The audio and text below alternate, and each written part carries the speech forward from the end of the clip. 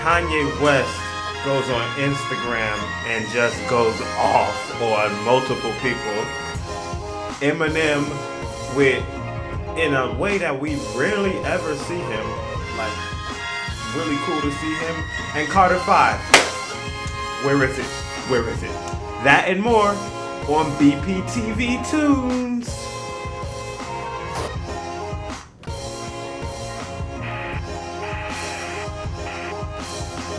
Hello, you guys. Thank you so much for watching.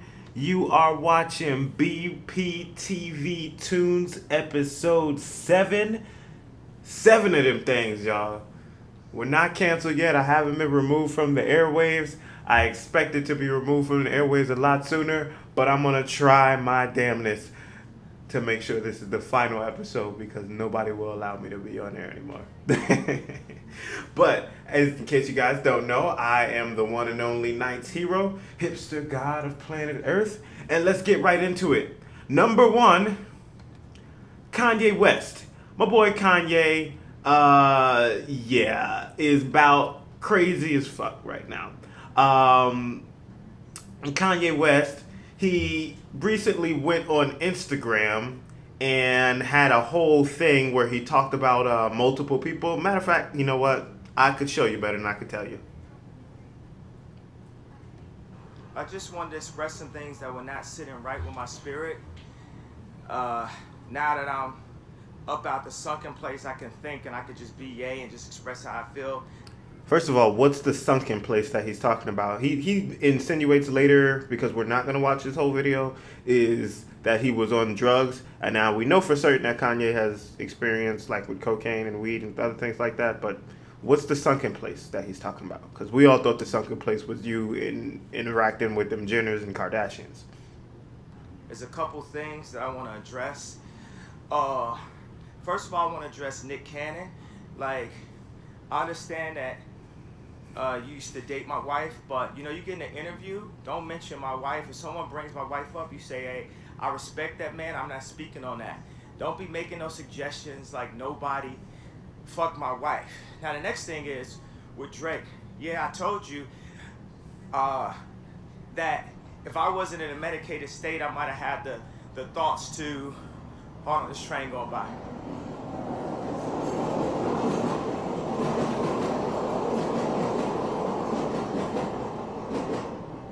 Now, if I wasn't in a medicated state, I might have thought and had the wherewithal to say,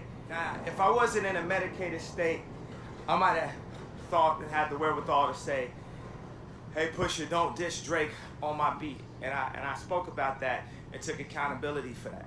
Now, what I'm looking for my spirit to take accountability is the fact that it's people making rumors or thinking that you fuck my wife and you're not saying nothing and you carrying it like that.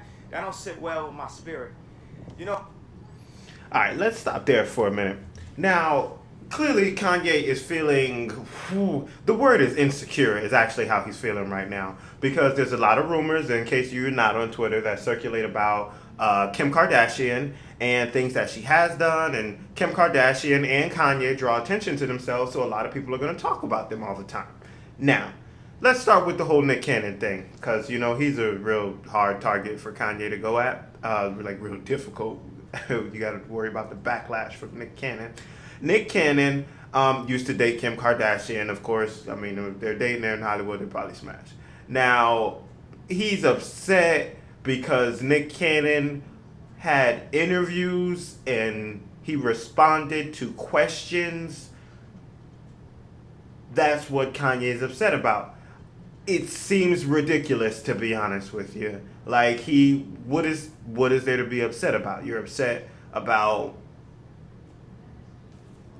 because somebody, your wife's ex-boyfriend, who, if you got a chick that's bad, like she's going to have some ex-boyfriends, and you got a chick that's famous, so she's probably going to have some famous ex-boyfriends, so you're upset because people talked about her in an interview, which is people talk about Kim Kardashian all day and night. And for the business that they're in, if they're not talking about Kim Kardashian, then there's an issue. So I don't get it. Now, Nick Cannon, since this interview or this Instagram video has popped up, has already said, I'm allowed to talk about whatever I want to. And to be honest with you, I don't think it's an issue that for Nick Cannon to discuss Kim Kardashian, like if he's disrespectful or something like that, then yeah, absolutely, Kanye, I feel like you need to check him. Like, yeah, I would check somebody too if they were being disrespectful about my wife. But to just say that, oh, well, I'm not going to mention this person anymore. No, he's a grown man. He can speak on whatever it is that he wants to speak on. And your wife can speak on whatever it is that she wants to speak on. And Kanye, of all people, who have you heard a Kanye album? Have you heard 808s and Heartbreaks and things like that? To where saying that, oh, well, you shouldn't talk about ex-girlfriends or something like that? Like, I don't get it, Kanye. Like, nah, it just doesn't ring good to me. Second, the Drake rumor. Yes, in case you guys haven't heard, there are rumors that were going around. Of course, In My Feelings was a huge song. Now, there were rumors that Kiki, that Drake's talking about in the song, was Kim Kardashian. Now, I don't know who in the world ever called Kim Kardashian Kiki, but you know how rumors happen. They seem like they're interesting and people spread them. So with that said, he's upset at Drake because he didn't squash the rumors. And my thing is that you're holding Drake responsible for not squashing every rumor that happens on Twitter. If you want to squash a rumor, then you and your wife get out there and squash a rumor. But it's not Drake's responsibility. Drake has got his own thing and his own stuff that he's worried about to go out there and squash any rumors between anything else. He goes on in this video to talk about Tyson Beckford and things with him and reasons why he's upset. Like, honestly, this whole situation just seems like Kanye is feeling a little bit insecure about his relationship with his wife. And again, I don't know what's going on between them.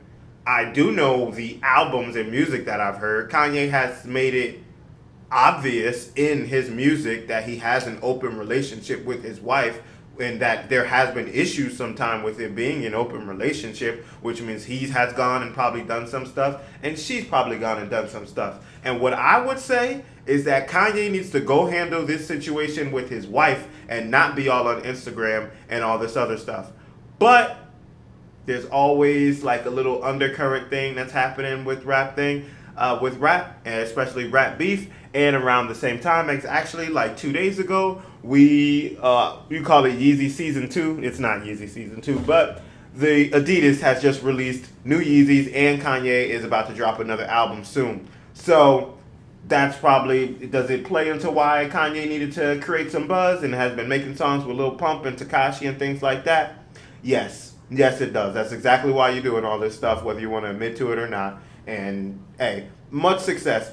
I personally, like my quick little sneaker review, I'm an amateur sneakerhead. The Yeezys look plain. They look just like the Yeezy 350, 360. It's like, so, I don't know. If you want to go out and spend $220 on new Adidas, they look super plain. I would say if you're going to spend, you know what? Let's move on past the sneaker review. But in closing, it was a bit much, Kanye, and I love Kanye. I don't want to seem like I'm a guy that comes out and bash Kanye. Kanye, like, it's funny. Anybody that knows me knows that I'm one of the biggest Kanye fans that there is. Like, Kanye's album, back when people were starting to download all their music, I was out there buying Kanye's albums. Like, the College Dropout, Late Registration, and Graduation, that trilogy of like the school Kanye's, like the greatest album trilogy and my favorite album trilogy of any albums that ever came out. Like College Dropout is my favorite album of all time. So like I'm not gonna be a Kanye basher, but Kanye got to get it together. Like Kanye's just out there right now, and I like the new Kanye in the sense that he's trying to. Like he doesn't not gonna conform to y'all just to conform to y'all. And it's also good that it came out in this video that Kanye said he moving back to Chicago. Hopefully he move back to the south side of Chicago and put a lot of his money into like bettering that community with Obama. But we'll see what happens with that. But Kanye, he gotta get it together. But now let's go to Eminem. A lot happened with Eminem since we last spoke. tons of stuff happening to Eminem. Let's start with this. About Shade 45. It's like, shut the fuck up. Shut the fuck up. Now I'm in this fucking weird thing because I'm like, I gotta answer this motherfucker. And every time I do that, it makes that person as irrelevant as people say I am in hip hop. Yeah. I make them bigger by getting into this thing where I'm like, I want to destroy him, but I also don't want to make him bigger. Do you know what I'm saying? Yeah. Because now you're a fucking enemy. So, in case you didn't get a chance to see these Sway and Eminem interviews, Eminem obviously has a beef with Machine Gun Kelly. Now, he explained during these interviews what I had said in a previous episode actually was slightly incorrect. Now, I'm not sure if Eminem is completely being 100% honest about all of that, but pretty much he did see that Machine Gun Kelly had said something about his daughter back in 2012. That she was hot or something like that. And so what Eminem had stated is that he didn't even know anything about it when it actually happened. What happened is that he was kind of on YouTube, which is something that we learned about Eminem in these interviews, is that he sees everything that people say about him. And he's watches a lot of YouTube videos, and maybe he watches, I don't think Eminem watches my show. If you do, go ahead and subscribe. Eminem, what's up? Like, give a nigga some love. Like, I'm just out here trying to grind, like, just trying to make it. Like, what's good? But anyway, Eminem with Machine Gun Kelly, pretty much he wasn't upset about the 2012 incident. What he was upset about is that afterwards, Kelly basically went on a press run where he continuously was talking about what he had just said. And Eminem was like, okay, well, he felt the same way I think a lot of dads would have felt is, okay, not only did you say something disrespectful about my daughter, albeit not that disrespectful. He just said, like, she was hot. Now, honestly, you've heard me say this in the past if you watch previous episodes. I mean, you're not probably going to call my daughter hot in front of me, but that doesn't seem like that's something I'm going to go around town looking to shoot you for. I'm going to just be like, all right, I'm going to watch that kid because he think my daughter hot. Now, you want to go on a press run and try to get publicity off the fact that you just said something about my daughter? That would make me a little bit upset because you're now trying to further your career by not only just beef with me, but you want to further your career by talking basically off of my daughter, which you don't even know you, has never met you. So, like, what's going on, bro? And then, what Eminem did after that situation was that, in case you don't know, he owns the Shade 45 network, and radio network, where Sway actually has a radio show on there. And you see, by the way, Shade 45 on Sirius, like, ton of good music. You see ton of new artists. I definitely invite you to, like, if you do have satellite radio, definitely think it's a good network for you to hear new music and hear a lot of great interviews. But he banned Kelly from the Shade 45 network. He was going to go up and do an interview with Sway, and he pretty much got word that, no, you can't go up.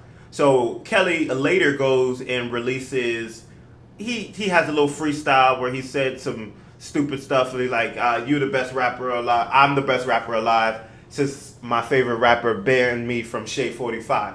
So, and that was like, okay, that's a diss. And then later on in another song, he was just like, what Eminem was upset about was, he said, you just rap, you not God, in reference to the Rap God song that Eminem had came out with a long time ago. Now, with that, all that being said,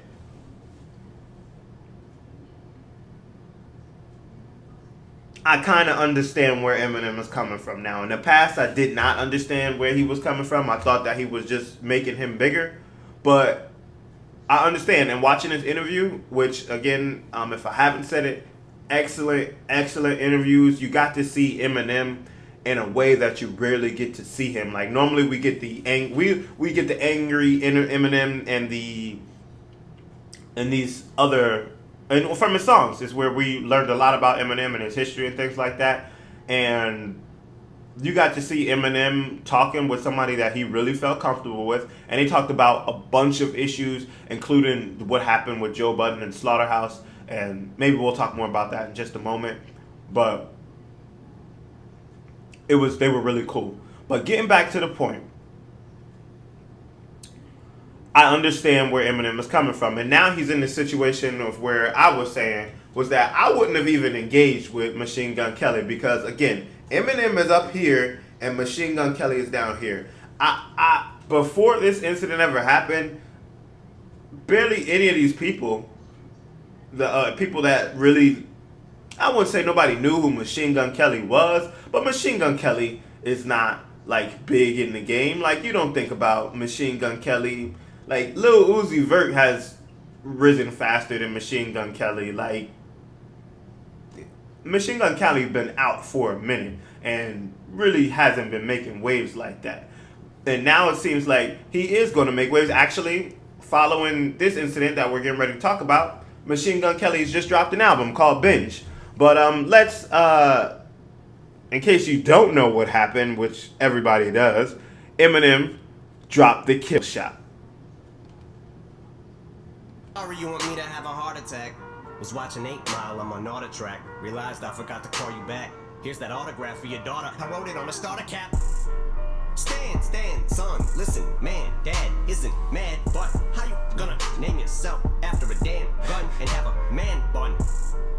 Giants woke eyes open, undeniable, supplying smoke, got the fire stoked. Say you got me in a scope, but you grazed me. I say one called it in a scope, and you Swayze. Alright, so that was the song Kill Shot that recently dropped. In case you don't know, it had broke the record for like hip hop views for a song. It had about 36 million views in one day. And by the time that we're watching this, it was above 80 million views. Like one of the biggest diss tracks of all time, the biggest hip hop track to ever drop on YouTube, and it came by a complete shock to people. And honestly, he went in. Was it the greatest diss track that we ever heard? Absolutely not. We've heard way better diss tracks. It's not even the best diss track that we heard this year, because I believe Sheether was this year, and Remy lit Nicki Minaj on fire with that song. But yeah, he kind of embarrassed him. This is again what Eminem was just saying that I play for you. He clearly is the superior rapper in this battle that he's in. He's better. He's better lyrically. He's sold more albums. He's made better videos. He's done everything better than Machine Kelly that has ever been done. But for some reason, and I understand this kind of thinking, he just doesn't like that nigga. And so he's just like, man, fuck him. And so he's going to get into... He wants to destroy him. And so what he did was try to embarrass him with this song. And now, Kelly, knowing this, went ahead and dropped his album. I don't know if it's been planned or like this beforehand. I know that I've been doing research for upcoming music, and I hadn't seen anything about Machine Gun Kelly's album until this whole incident happened. And now it appears that this album is coming out. So I already know without Machine Gun Kelly fans, yeah, he was been playing this album forever. An artist is always planning their next album. Always. They're never not planning their next album. 9 times out of 10, they have the tracks lined up and they have the name for it already, but they're just waiting for the right time to drop the album. And now was the right time because he's getting all this publicity from beefing with Eminem. And Eminem created it for him. Now, I ain't mad at it. Like, I can't get mad at Machine Gun Kelly for running his business the correct way. And also, I kind of understand where Eminem's coming from as why I just need to do what he did. Like, I think he just basically wanted to put MGK in his place. And so he knows his role. Now, MGK, again, he's going to make some money off of it. But in the back of his mind, he knows, like, hey, look, like, I know who my daddy is at the end of the day. Now, one thing I did want to just gloss over real quick, if you listened all of Kill Shot, and we're not going to do that here because YouTube will ban us or whatever it is that YouTube does. YouTube don't let us do nothing.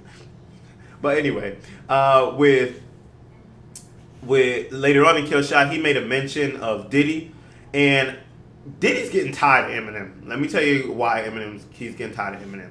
First of all, Eminem, he's not that he's messing up Diddy's money, but he said a lot and done a lot of things. He made a joke about Diddy killing Biggie at the end of Kill Shot. He said, oh, he laughed it off. Oh, I'm just playing Diddy. I love you.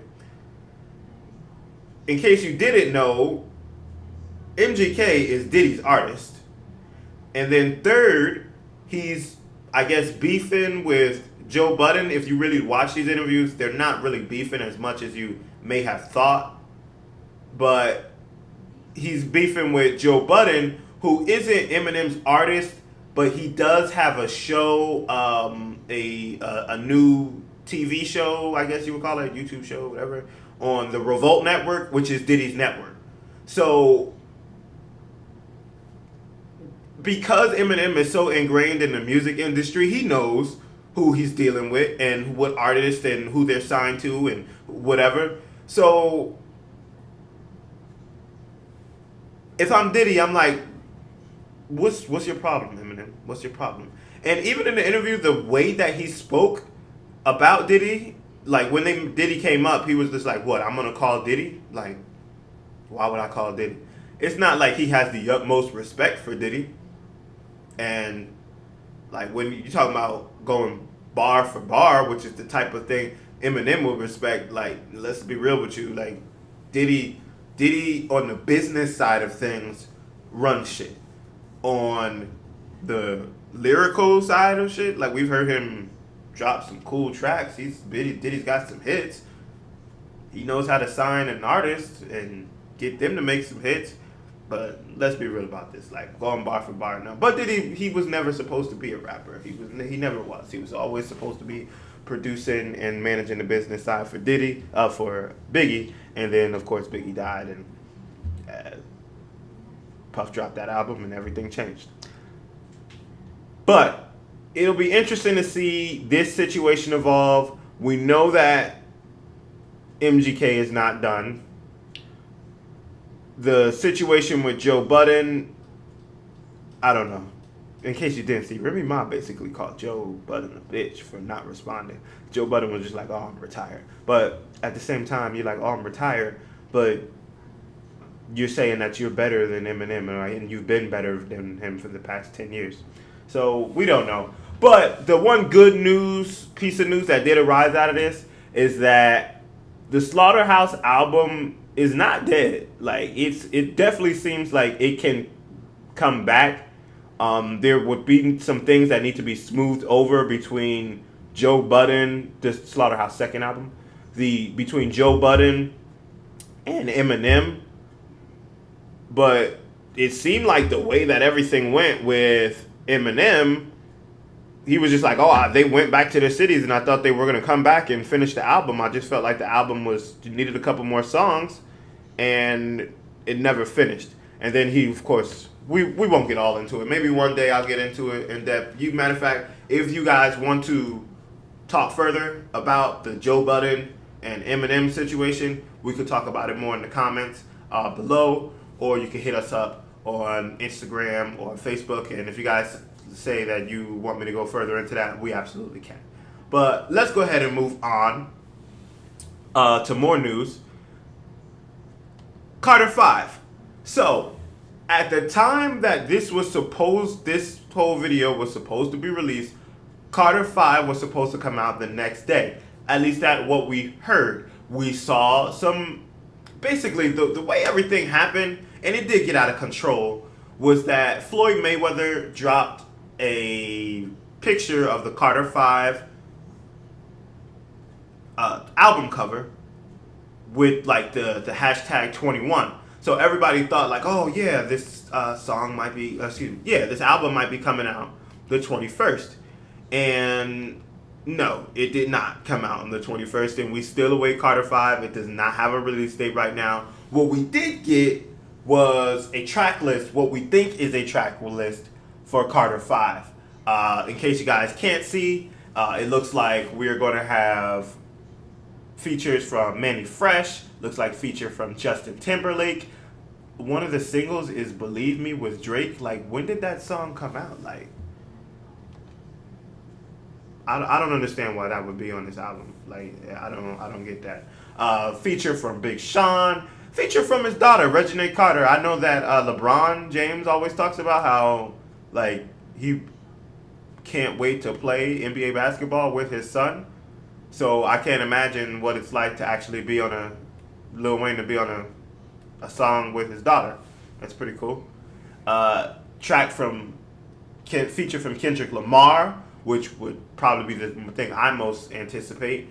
And looks like we got something from 2 Chainz. So the anticipation for Carter 5 has been like off the charts. Like, people can't wait. And I wonder, we don't have a release date for it. And now you wonder with Lil Wayne if it's the same situation as I feel like is going on with Bryson Tiller, which is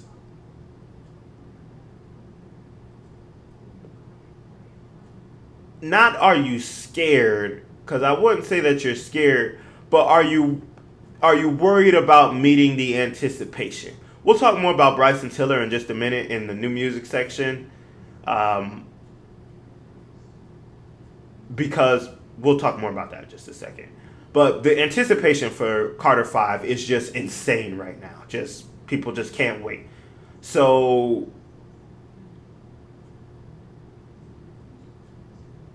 is Lil Wayne worried? Like, okay, I don't want to drop a whack album when everybody's waiting for it, basically.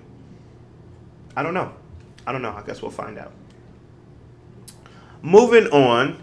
If you've been watching BPTV Tunes, you're familiar that with Travis Scott's Astroworld album, used to be the #1 album in America. It's been recently been taken over by Eminem, who's been killing it for like the past 3 weeks. As far as sales, we'll talk about what the actual ` album is in just a moment. But Frank Ocean and Eminem Frank Ocean and Travis Scott are having a little tiff over the vocals in the song Carousel. Now, supposedly what happened is that Frank Ocean, he went and recorded his music for Carousel, and like, I don't know Frank Ocean, I've never worked with Frank Ocean, but you can just tell just by the length of time it takes for his albums to come out and things like that, that Frank Ocean, he cares a lot about his music and he cares a lot about the details and how it sounds and things like that. So what happened is that Travis Scott apparently adjusted Frank Ocean's vocals in the song Carousel. And Frank Ocean responded by hitting Travis Scott with a cease and desist letter telling him, no, you got to pull that song off the album because it doesn't sound the way that I want. And the thing about that, while it does seem extreme on Frank Ocean's part to tell him that he needs to pull a song off of his album that's already #1 and already been released, Travis Scott, you got to know who you're working with. Like, that's the thing. When you're dealing with creatives, and the more I get into being a creative myself and working with other creatives, is that you got to understand who you're working with. And if you're not prepared to do certain crazy things, and let's be real about this, every creative has their own little thing that you just got to be able to deal with if you want that person. For instance, I believe it's Jennifer Lopez, who, when she would do appearances, like if she didn't have her Evian water, apparently she would just flip out on people. Like, it has to be a certain amount of Evian water. All creators have their little thing that has to be done. And Travis Scott, you would have to know if you're working with Frank Ocean, because I'm assuming you got into the studio with him at a certain point, that he's very meticulous about how he sounds on his albums. So, or on his songs. So I'm assuming Frank Ocean probably like asked at some point, and I wasn't there, so maybe this didn't happen. But I'm assuming you played for him what he sounded like, and if Frank Ocean cares that much about what he sounds like, I'm willing to bet money that he listened to what he sounded like, and maybe had somebody make adjustments before anything was changed on the album. Oh, excuse me, before anything was saved and recorded for the album.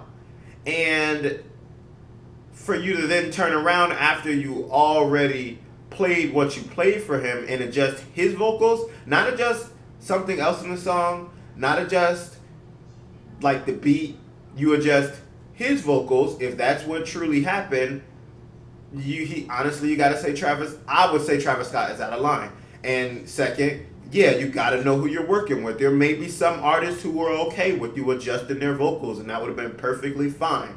But there's no way in a blue hell that Frank Ocean was gonna be okay with that. I could tell you that before this whole incident happened, and I don't even know Frank Ocean, but there's just certain things you gotta do. Like I said, I'm a creative. I have certain things that I'm meticulous about that I don't play about, that probably some people would say, oh, that's ridiculous. But the thing is, if you want to work with me, then this is certain things that you're going to have to deal with. And if you want to work with Frank Ocean, he's going to have final approval on his music. It's just point blank, period. So, I don't know. We'll see what happens. Up until this point, the song has not been removed. The next step would either be, I guess, to adjust it, or for Frank Ocean to file an official lawsuit with the court for it to be completely removed. And I don't know. We'll see how important it is to Frank Ocean. Our last news story is about Russ. Okay, so here's a bit of a funny story. Russ, okay, how can I say this? Russ, who just dropped an album, Zoo, recently, and it's not a bad album, but people don't like Russ. They feel like he's a douche. And I don't know if it's because his complexion or because of his music or whatever it is, but a lot of people just don't like Russ. And Adam22 on Twitter, at Adam22, recently posted, what would you rather your children get into, drugs or Russ? And that's kind of messed up because, of course, you would not want your children to get into drugs. I don't know. People just don't like Russ. I don't know. I don't know. Maybe you people, you guys comment below. Tell me, what do you guys think of Russ? How come people hate Russ so much? I don't know. I don't hate Russ. But what Russ did was hire some goons to beat him up. And he hired some goons to beat Smoke Perp up, who just apparently was continuously tweeting "fuck Russ." So there's two ways that I feel about this. On the one hand, I think this is straight up hood shit. I think it gives Russ some credibility because he's just hey man, you run your mouth about me on Twitter or whatever, and I do think that's legitimate. Honestly, I don't like the internet generation nowadays, whereas, okay, I'm going to go hop on my keyboard or hop on my phone and say whatever I want. But if somebody show up to my face and want to say something to me about it, oh, well, I'm going to call the police, I'm crying or whatever. Don't, I'm from the old school. Don't run your mouth if you cannot back it up. What one of the OGs taught me, this is probably a phrase that you've heard, don't write no checks that your ass can't cash. With that said, hey, Russ, I ain't mad at it. But the other side is, okay, so you didn't go beat anybody up yourself. You hired somebody to go beat them up. And it's not okay, you beating up. And with Smoke Perp, I'll give him points for that. But you beat up Adam22, and he's a YouTuber.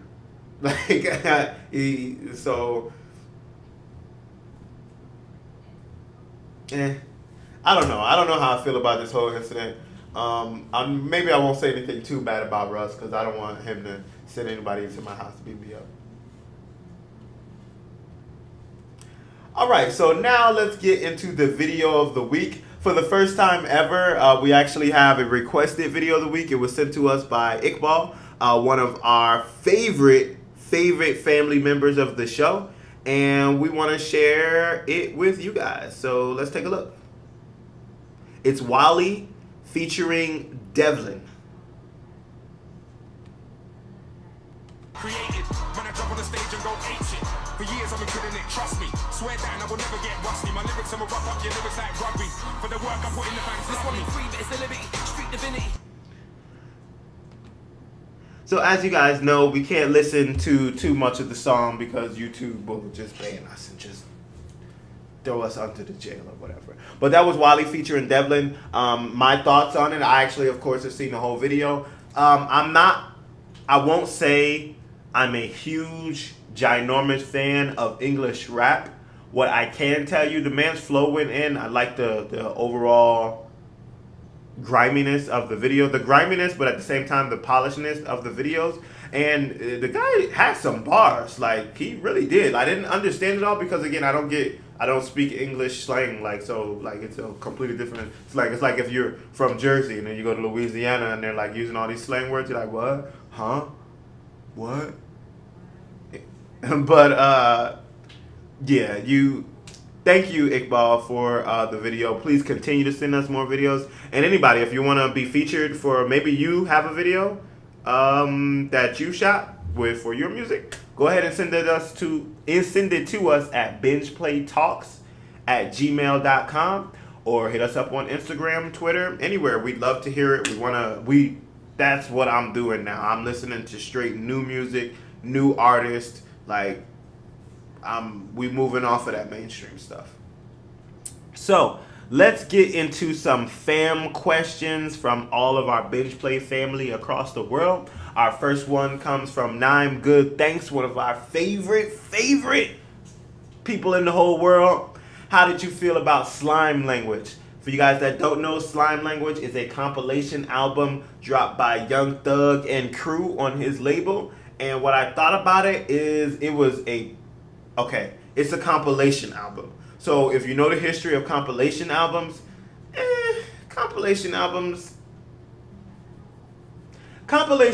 what normally happens is that people drop their B tracks, and they're really to like get for like Young Thug, it's really so people will think that they're buying a Young Thug album, but what you're actually getting is some Young Thug verses, but mostly all the people under it.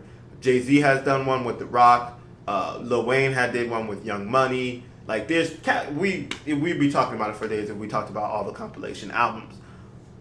They also tend to not be all that great because, like, Jay-Z is not going to drop his best tracks on an EP that's not really his. Like, Lil Wayne is not going to drop his best tracks on somebody else's album, which is basically what these are a lot of the times. And with Young Thug,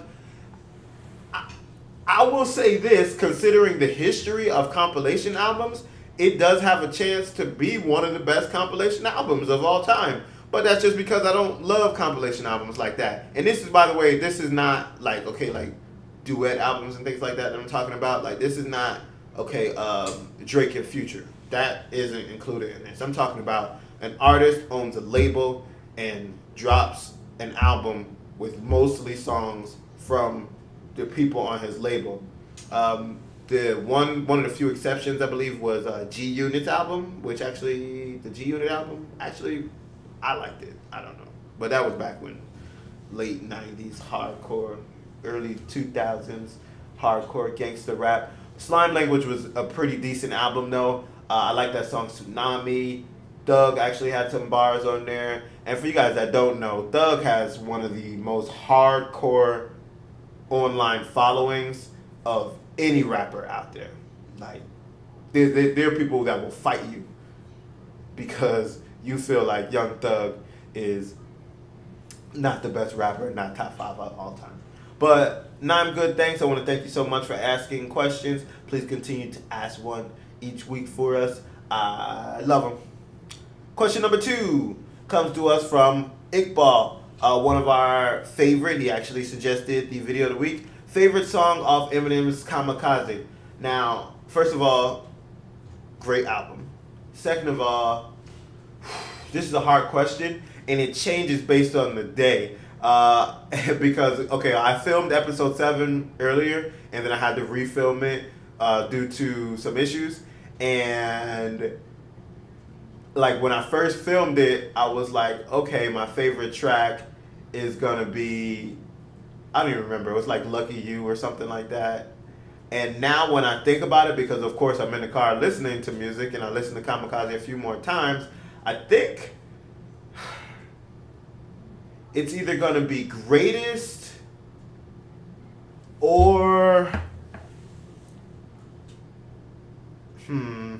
let me get the name of this track because I want to make sure I get this right.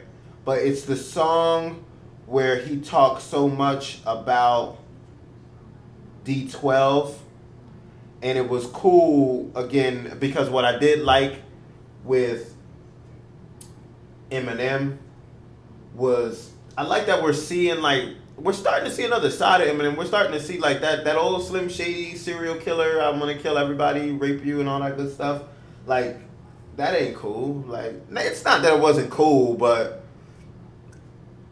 he's growing. Like, he's a grown man now. His daughter's getting old, and he's starting to realize that he's getting old and starting to think about his legacy and his company and things like that.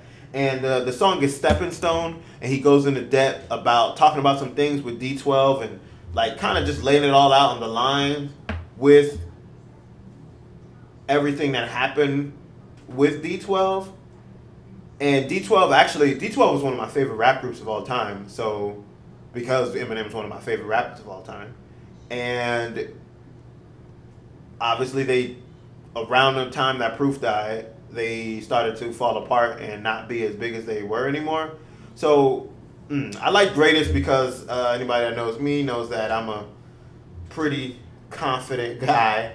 I really think highly of myself, and I like some of the lyrics that came out of Greatest. But as far as what's my favorite track on the album, I think I like Stepping Stone the most. But overall, the more and more that I listen to Kamikaze, the more I like it. So I may have a different answer next week if you ask me. Non-Good Thanks is going for a twofer. Old Kanye or new Kanye? And the answer to that question is old Kanye. What you mean? Why would you even ask me this question? Like, are you kidding me? Like, if you know me, did you know this was not even a question? But it's definitely old Kanye. Kanye's got a lot of classics, and they're all his old stuff. He's got College Dropout, classic. Late Registration, classic. Graduation, classic. 808s and Heartbreaks, classic. My Beautiful Dark Twisted Fantasy, classic. And I don't know if you want to group some of those last two, if you want to group those into old Kanye or new Kanye, but some of Kanye's new stuff, I'm not saying that it's bad. I'm just saying that I like some of his old stuff better. And I believe a question was asked to me previously about Kanye, which is like, well, like, do you think we'll ever get the old Kanye back? And I don't think that we'll ever be able to get the old Kanye back, like, in the sense of, like, that old music, because, again, he's not broke. He's not going to talk about it, like being broke and rising from the struggle. That's not where he's at anymore with his life, and that's good. I don't want him to be broke. I don't want him to go through heartbreak and stuff like that again. But what happened to the Kanye who, like, I felt like used to fight for us? Kanye was rich when he got on TV and spoke out and said that I don't think that George Bush cares about black people. Like, where's that Kanye at? Like, it seems like what makes Kanye used to be so passionate about issues in the black community, and not just the black community, in the world, period, and talking about other people and all of our struggles and everything like that. And now it seems like the only thing that make Kanye's passionate about are things that affect him, like his businesses, or you made him feel insecure about his wife and things like that. And it just, I don't know. I'm not expecting any artist to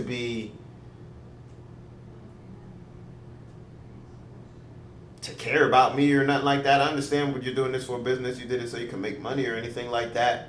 But I don't know. But old Kanye, to answer the question, it's not even a question. Old Kanye, who actually fought for the people. Question number 4 comes from Mafioso Live, probably my favorite family member right now. What would the world be like without music? And it would be a sad, depressing place. It would be boring. It would be like, it would just be an awful place. Think of all the places that you hear music. The first thing for me that comes to mind, let's say you go to the club, and you went there, you got your shit on, you looking fine and everything like that. What would you do in the club? Like, what happens is, like, you go and you go in the club and you drink and you listen to music till you feel the right song, and then you go turn up.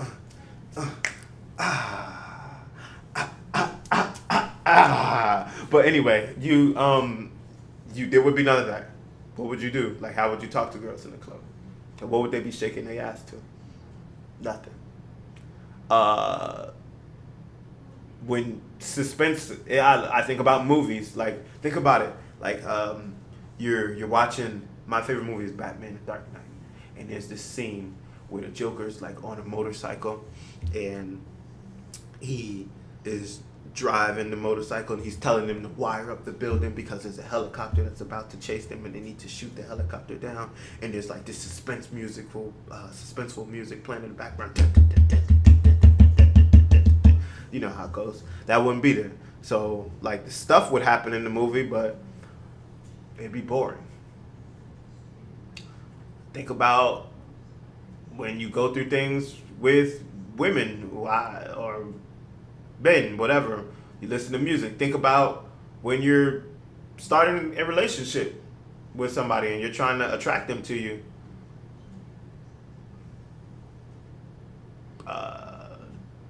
You play music. A lot of times people play music. I know that's my move. Like, hey, let's listen to this new album, girl.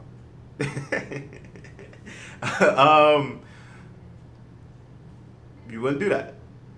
Like, it would just be a sad place where, I don't know. You know what? I think if there was no music, it's rough to put it this way, but I think it'll be a lot more suicides, because a lot of people escape through music. Is that their way of escaping the world? And if they don't have a place to escape to, like, how will they escape? But thank you so much, Mafioso Live, for your question. You guys, if you're watching this, I need a favor from you. I need you to make sure you're following Binge Play TV on Instagram. It's right here. I need you to make sure that you ask a question, any question in the world, and we'll feature it on the show. And yeah. So let's get into a few of our closing sessions. New music, upcoming music. Now, mainly we focus on upcoming albums, but because this is a special weekend release, we're going to focus on the music that has just been released. Now, what I started of opening the show with was Black's album. And you notice I'm calling him Black because you got my respect, sir. To me, my first reaction, best album that dropped this year. So many people have been saying, like, oh, well, there's not enough R&B out. Like, where's the good R&B? It's here. Black did it. Like, he does a great job of having a overall theme with it, even using his skits to tell stories. His music tells a story, but at the same time, the tracks are different, and you can play them separately or you can play them together. I did not skip not one song on this album. Like, I was feeling the album from beginning to end. I felt every word that this man said in my heart. Like, awesome album. Like, 5 stars, 2 thumbs up, whatever you want to give to it, we got to give to it. But the thing is that there's so much new music that has recently dropped. Like,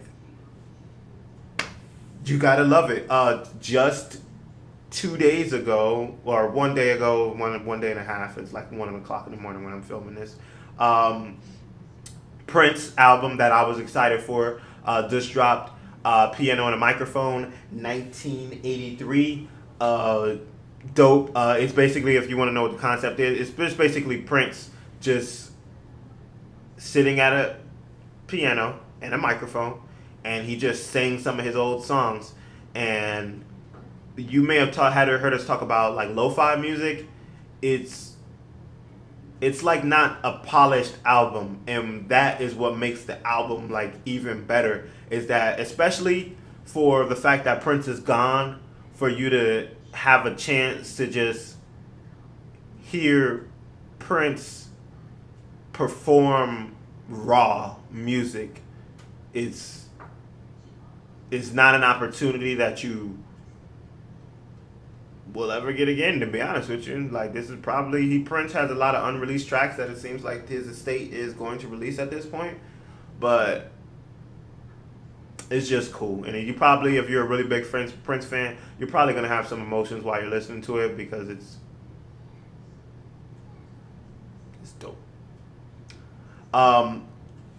Tons of new music dropped this week. If you're a fan of the trap music, Lil Baby, I listened to his album beginning to end. Really good album. Young Dolph, fresh off this $22 million deal that he was not going to sign, and then he went ahead and signed. Dope album if you're into the trap music. Although my one thing about Dolph is that he runs the risk of too many of his tracks sounding alike. The thing that I like about Dolph is his flow. Like, like that's Dolph. That's what I expect to get from Dolph. And I also get the aspect of like, hey man, like if they buying what I'm selling, why would I change the product? Why would you change the product? But again, I think Dolph does run a risk of just too many of his albums, too many of his songs just sounding alike. Lupe Fiasco just dropped the album. French Montana just dropped the album. And let's move on into our under the radar artist, Wale. Wale dropped the album Free Lunch this week, and it gets no love. And I felt like, as far as like a good lyrical album, like this was a solid album. And it's crazy because like me, when you think of like hip hop fans and things like that, like I tend to I listen to all music, honestly. I even listen to I've listened to country music, so I'll listen to anything once. But I tend to like, when I'm just can listen to whatever it is I want to listen to, I like bump trap music in the car a lot. Like, I don't know if people expect that from me. Maybe they do because I have a do-rag and a beard.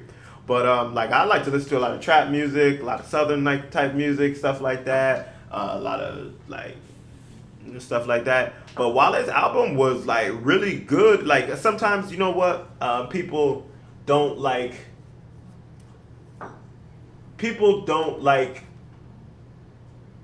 lyrical rappers sometimes, or they call them conscious rappers, because I don't want you to just spit a whole bunch of bars at me on some slow track and say a whole bunch of stuff. Like, when it comes to, maybe the reason why I'm not as in depth into some of the conscious rappers myself is because I really don't need like a rapper to say some stuff over a beat for me to have a thought. I can have the thought all on my own, like without somebody trying to guide my stuff. I really want music to like take me away from that stuff more so than make me focus on it. So